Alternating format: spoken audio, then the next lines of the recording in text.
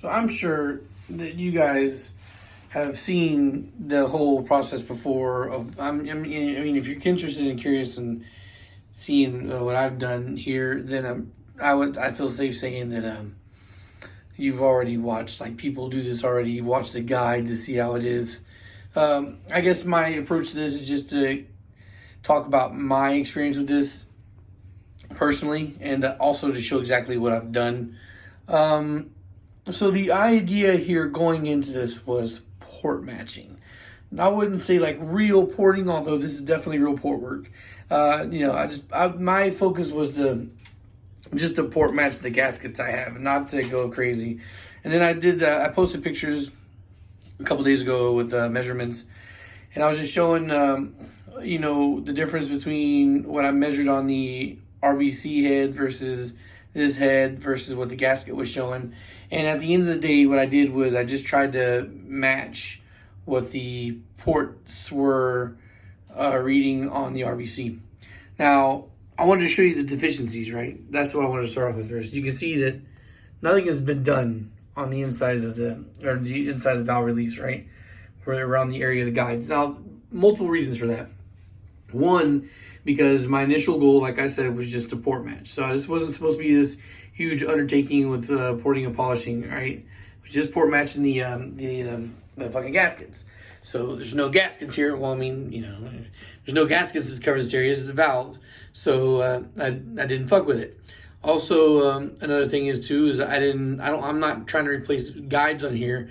I don't want to slip up and make a mistake and hit a guide, so I didn't do that. Plus, also, my drill bits I have, while they are the proper drill bits to use for this, they are not long shank, they are short shank. So I was limited to how far I could reach.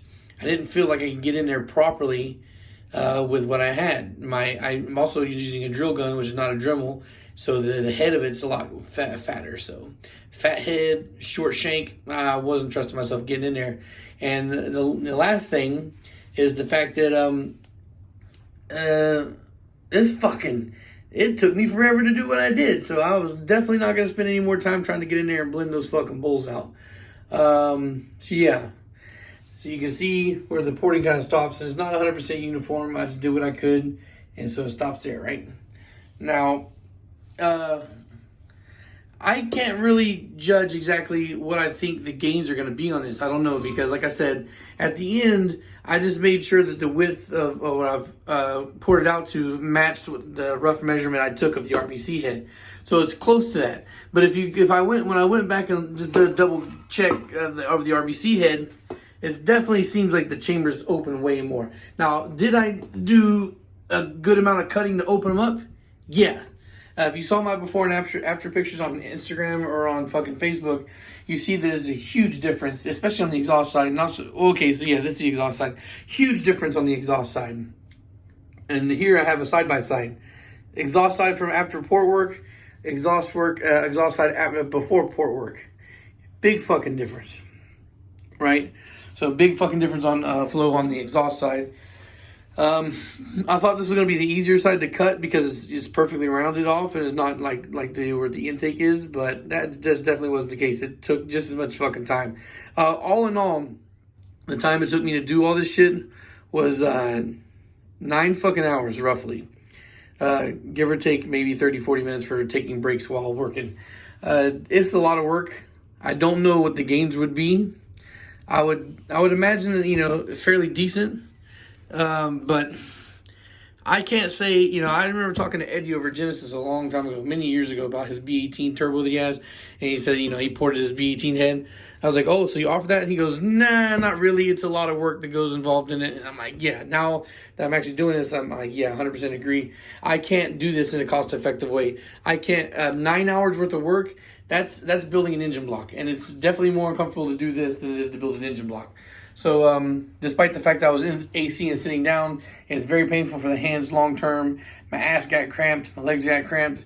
This is not something I really enjoyed doing. I just wanted it. Once I made the first cut, I went ahead and went through with it because I didn't want to just make this a junk engine, or cylinder head. So I finished up with it.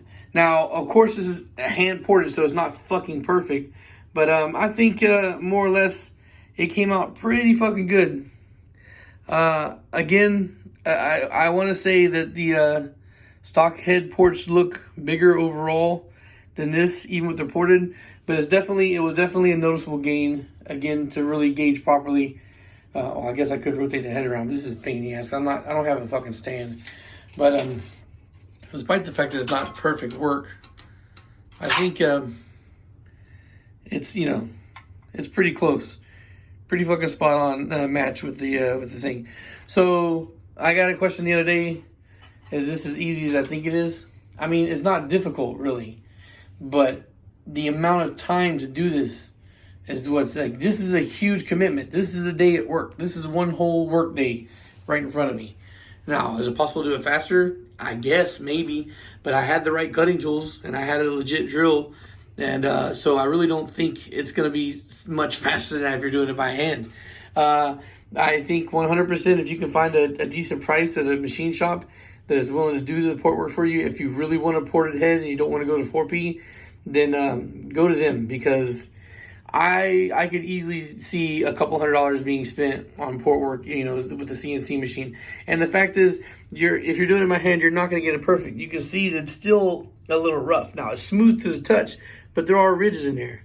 The only thing I can say that, I don't know how this would flow on a flow bench or whatnot, and I'm not fucking that technical enough to know the differences anyway. But this has definitely been opened up quite a bit, so I would imagine that you're still going to see a power gain, although I just don't know how much.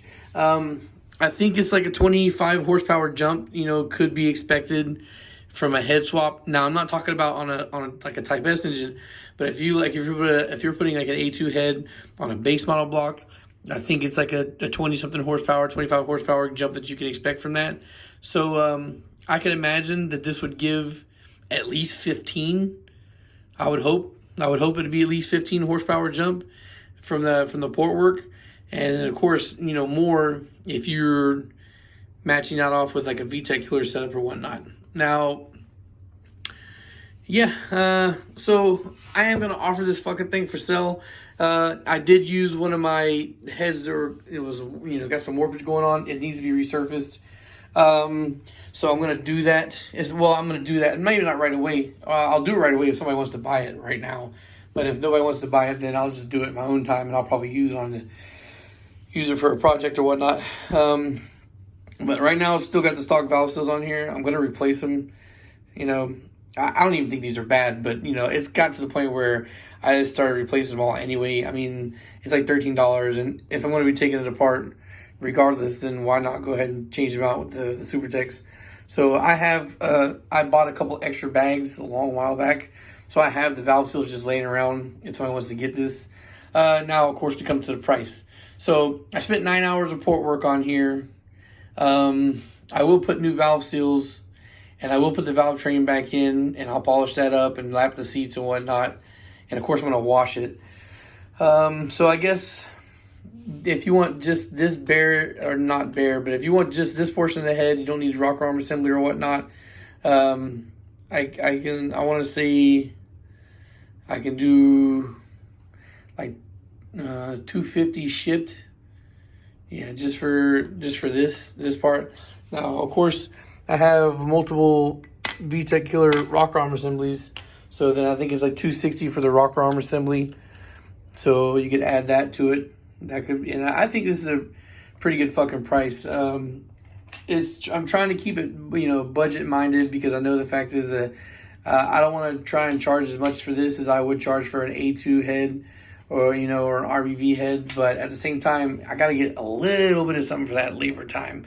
So the factor is $150 for the core, and that'll that's an $85 is what it's going to cost me to resurface this fucking thing. So there's that, and then $13 for the valve seals. So we're looking at about $100 in expenses, and then $50 I guess would be profit, and that's not even including the labor time really to polish the valves and all that shit. So this is still, like, for me to make this a complete head right here as it sits, it's still a decent amount of work left that needs to be done. But I'm willing to let it go for $250 just to make some money on it. And if you want to go VTEC killer, that'll add another, I'll just say $250. So $500 for the head, as ported, resurfaced valve seals, lapped and polished valves, and then if you want cams, I have cams. I have cams ready. Although I only have one RBC cam gear.